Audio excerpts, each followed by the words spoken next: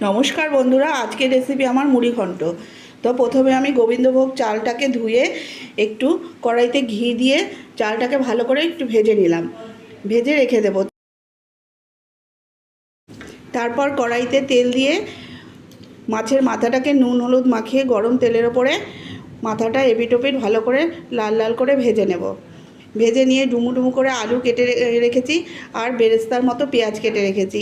এবার কড়াইতে গোটা গরম মশলা, তেজপাতা আর পেঁয়াজ দিয়ে ভালো করে লাল লাল করে ভেজে আলুগুলো দিয়ে দেবো।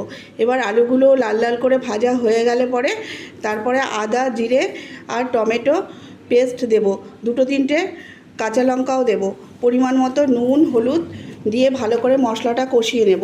তোমরা চাইলে পেঁয়াজ নাও দিতে পারো।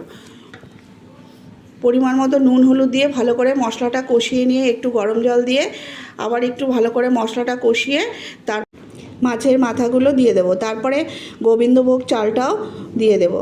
তারপর একটু নাড়াচাড়া করে আবার একটু পরিমাণ মতো জল দেব, যাতে বেশি জল না হয়, তাহলে গোবিন্দভোগ চালটা বেশি নরম হয়ে যাবে।